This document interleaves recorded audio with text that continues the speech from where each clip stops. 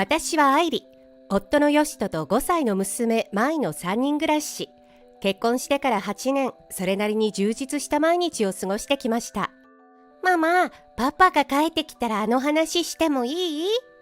あの話というのは遊園地に行く話のこと。数日前、友達から遊園地に行った話を聞いたようで、まだ行ったことのなかった娘は行ってみたくて仕方がないのです。そうね、パパはお仕事が忙しいからいつがお休みか聞いてみないとね。娘はもう遊園地に行くつもりでウキウキしています。夫は学生の時から優秀だったようで、誰もが知る大手証券会社で働いています。最近夫は仕事が忙しいのか、なんだかピリピリしていることも多く、この数日は仕事の帰りが遅かったので、娘と顔を合わせていなかったのです。今日はまだ日が暮れる前に夫からメールが入りました。最近毎日帰りが遅くなってしまってごめん。今日は今から帰るよ。マイ、パパ今から帰ってくれそうよ。やった、帰ってきたらすぐ聞くんだ。楽しみにしている娘を見ていると私までワクワクしてきます。さて、久々に3人で食卓を囲むのだから張り切ってご飯を作らなきゃ。しばらくすると夫が帰ってきました。ただいま。夫の声を聞いた娘は急いで玄関に走り出します。私はキッチンからお帰りと声をかけました。しばらくすると舞をおんぶした夫がリビングに入ってきました。あはは、舞はどうしてこんなに元気なんだ？アイリー、舞から聞いたよ。来週の日曜日仕事が休みだから家族で遊園地に行こうか。いいわね。私も楽しみ。よかったわね、舞。やった、みんなで遊園地。娘は本当に嬉しそうで飛び跳ねて喜んでいます。さあ、ご飯にしましょう。もうできてるわよ。この日の食卓は笑顔が絶えず大変有意義だったのを覚えています。しかしその次の日からまた夫は遅くまで仕事の日が続き、会社に泊まり込んだ日もありました。さすがに仕事が忙しいとは言ってもおかしいなと思い始めていた頃、パパに夜は会えないからと早起きをするようになったけなげな娘が夫と一緒に朝ごはんを食べていた時のことです。パパ、お約束覚えてるでしょ？今週の日曜日は楽しみだね。ああ、この反応はまさか忘れてた？パパ、どうしたの？遊園地だよ。おお、そうだね。覚えてるに決まってるじゃないか。そろそろ時間だから仕事に行かなくっちゃ。夫は慌てた様子で家を出て行きました。どうやら遊園地に連れて行く約束なんてすっかり忘れてしまっていたみたいです。にしてもあんなに焦ってるところを見ると何か他に予定でも入れてしまったのかしら。そんな私の予想は当たっていました。その後夫から電話があったのです。アイリー、今週の日曜日のことなんだけど、あなた忘れてたのね。いや、忘れてたわけじゃないんだけれど、出張が入ってしまったんだよ。明日から2泊3日だ。出張？本当に？もやもやが私の心に自然と湧き上がってしまうのはもはや仕方のないことでした。残業や休日出勤も増えているのに給料は変わっていないのです。それに加えて夫のクレジットカードの支払いは以前より増えたような気がします。出張なんて今まで一度もなかったじゃない。前はあんなに楽しみにしていたのよ。その出張断るなり日にちを変えてもらうなりできないの？前きっとものすごくがっかりするわ。仕事なんだ、仕方ないだろう。愛理は正社員で働いたことがないからわからないかもしれないけど、責任だってアルバイトやパートとは全然違うんだ。とにかく前にはうまくいっておいてくれ。じゃあ。イライラした様子で夫は一方的に電話を切りました。きっと娘に自分で言うのが嫌だからこんな風に私にお願いしようと電話してきたのでしょう。それにしても前に何て言ったらいいか。あんなに楽しみにしていた娘の姿を思い出すとあまりにも酷で心が痛みます。私はタイミングを見計らって娘に声をかけました。マイ、ちょっとお話があるの。ママ、どうしたの？私がいつもと違う様子なのに気づいたようで、娘は真剣な眼差しで見上げてきます。ごめんね。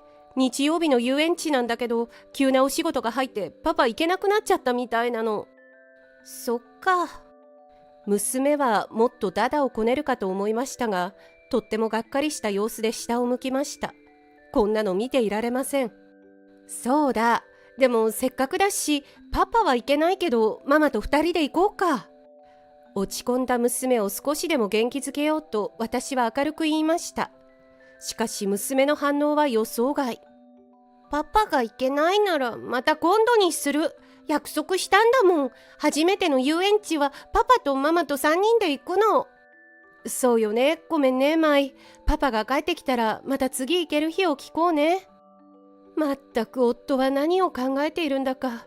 次行くときは娘への埋め合わせも兼ねて泊まりで行く計画を立てておこう。家事を済ませ娘が寝た後、私はパソコンで遊園地の近くのホテルを調べようと検索画面を開くと、履歴にある温泉宿の名前が残っていました。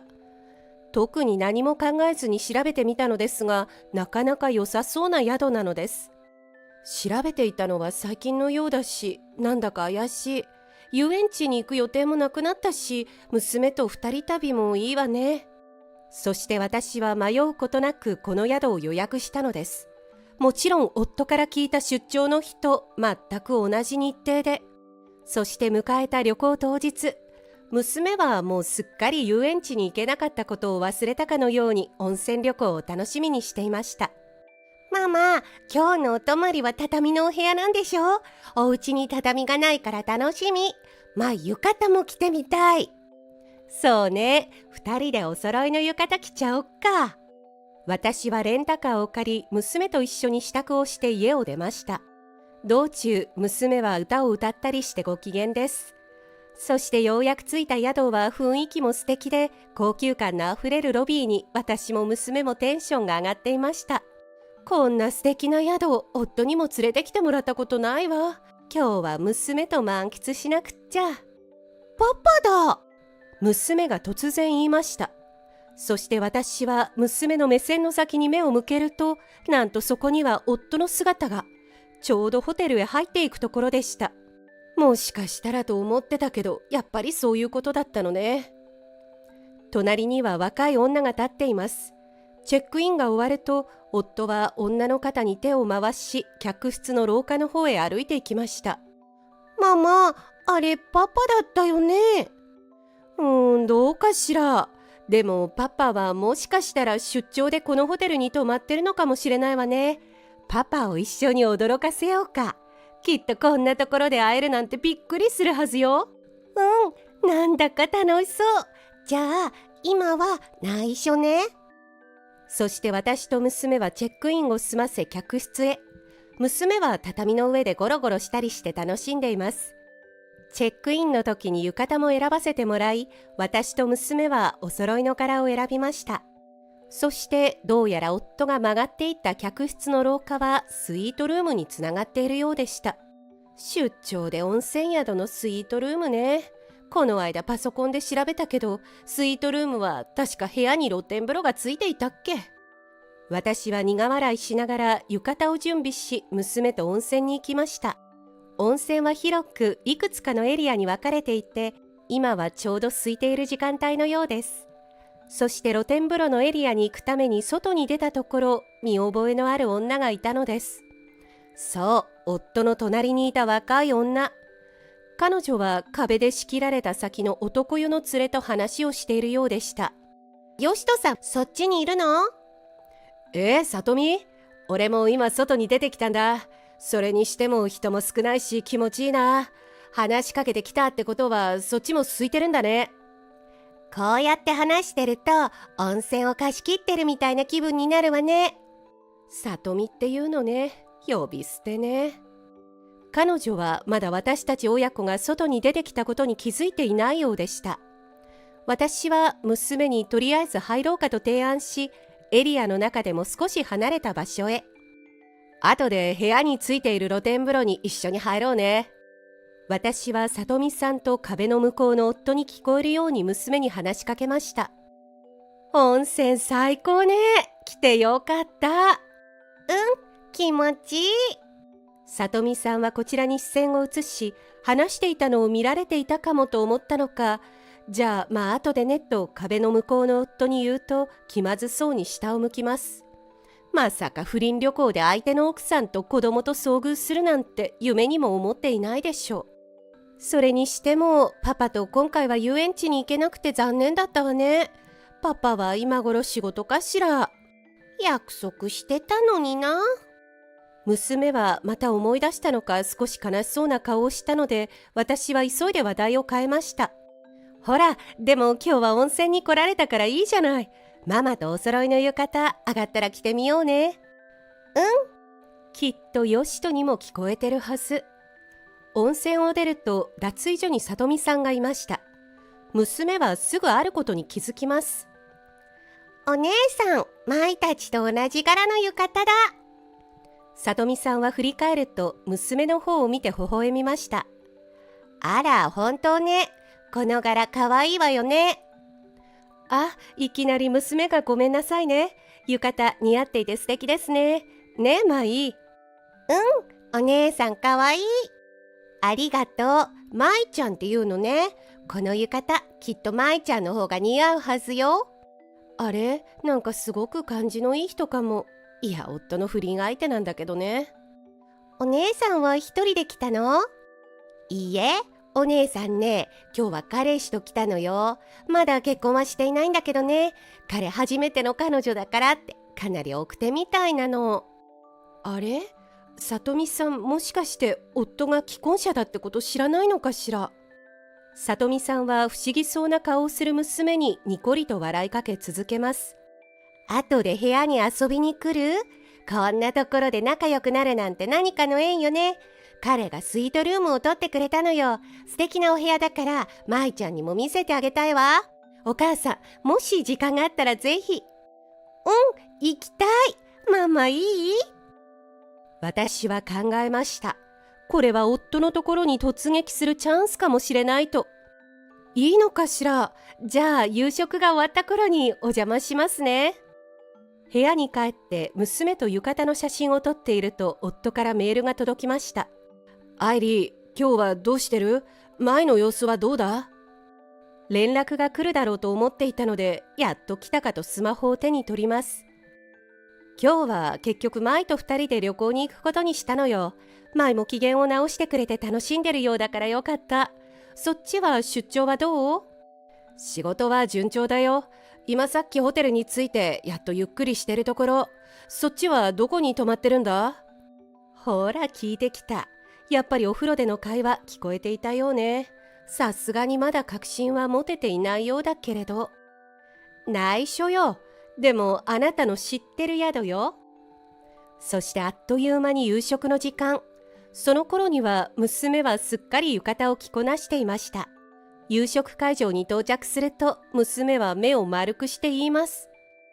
ママ、やっぱりパパじゃない？しかもお姉さんと一緒にいる。そうね、お姉さんの部屋に遊びに行く約束したから、その時まで内緒にしておいて驚かせちゃおう。そして夕食後、先に部屋へ戻った夫たちの部屋の前に私たちは立っていました。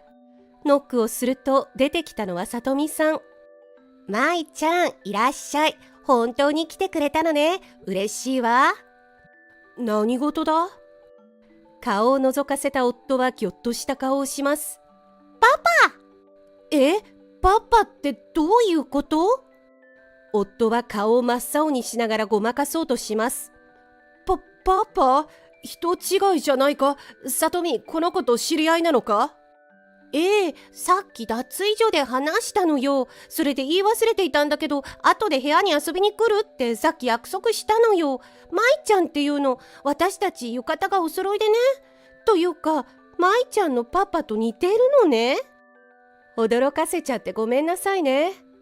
人違いですって？いつまでごまかすつもりかしら。いいのよ。上がって上がって。さあ、よしとさんも一緒に話しましょう。さとみさんはノリノリです。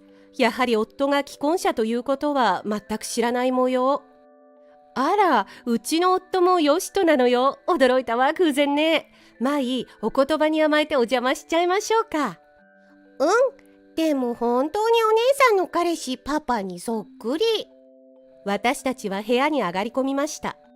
娘が広い部屋を散策している間に私は話を始めました。素敵な彼氏さんね。私は夫を睨みつけました。ええ、そのうち結婚するのよ。もう少し先かしら。そうだな。それは素敵ね。あら、よしとさん、なんだか顔色が悪いわ。もしかしてさっき部屋でお風呂入ったから湯冷めしたんじゃない？大丈夫？私のこんな茶番に夫は限界を感じたのか口を開きました。体調があまり良くないんだ。今日はもう帰ってもらいたい。逃げようってわけね。そうはさせないわ。私は息を大きく吸ってから言いました。そうね。こんな茶番はおしまいにしてちゃんと話しましょうか。さとみさんには悪いんだけど、これうちの夫なの。あなた騙されてるわ。そんな、どういうことです？私はスマホを手に取り夫に電話をかけました。夫のスマホの着信音が部屋に鳴り響きます。さとみさんはかなり混乱していたようですが、やっと状況を理解したようです。どういうことなの？あなた既婚者だったのね。しかも舞ちゃんの姿を見てもごまかそうとするなんて信じられない。さとみ、違うんだ。俺は離婚を考えていて。夫はまだ苦し紛れの言い訳をするのだろうか。離婚を考えてくれてるなら話は早いわ。